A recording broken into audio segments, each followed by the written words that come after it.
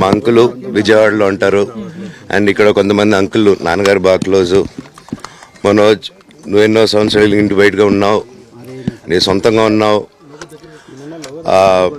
మీ నాన్నగారు అమ్మగారు ఒకరే ఉన్నారు.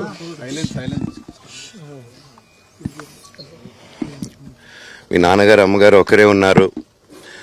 మీ అన్నయ్య ఏమో దుబాయ్కి షిఫ్ట్ అయిపోయాడు ఫ్యామిలీతో. మీ వైఫ్ ప్రెగ్నెంట్గా ఉంది. తనకి తల్లిదండ్రులు లేరు. తనకి ఇప్పుడు మీ అమ్మ అవసరం ఉంది, పెద్దోళ్ళు అవసరం ఉంది. నువ్వు అక్కడ ఎలా చూసుకుంటావు అంటే, నాకు ఆ రోజు మా భార్య కూడా ఒకసారి వాళ్ళు అన్నీ చెప్తున్నారు కదా, ఎందుకండి ఒకసారి వినండి అంటే, సరేమ్మా నీకోసం వస్తాను అని చెప్పి మళ్ళీ తిరిగి రావడం జరిగింది.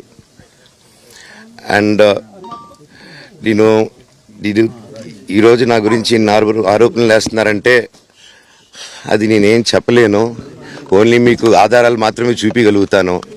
ఇప్పుడు వాళ్ళు చెప్పి నేను చెప్పి ఇది కరెక్ట్ కాదండి, నేను ఎప్పటి నుంచో కూర్చొని మాట్లాడదాం అంటున్నాను. పిల్లలకి లోకల్లో అక్కడ లోకల్లో ఉండేది ఎవరో కాదండి, మా బంధువులే అండి అందరూ.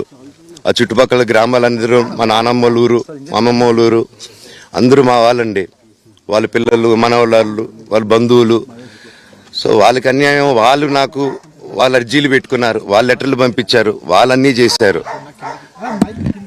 నేను వాళ్ళకి సపోర్ట్గా మద్దతుగా నిలబడి ఏమైంది నేను అడిగేసరికి వినయ్ అతనికి ఫోన్ చేశాను, మెసేజ్లు పెట్టాను.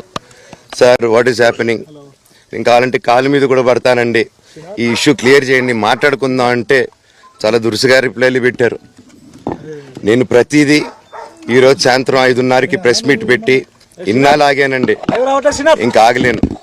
ఈరోజు ఈవినింగ్ ప్రతిదీ చెప్పేస్తాను.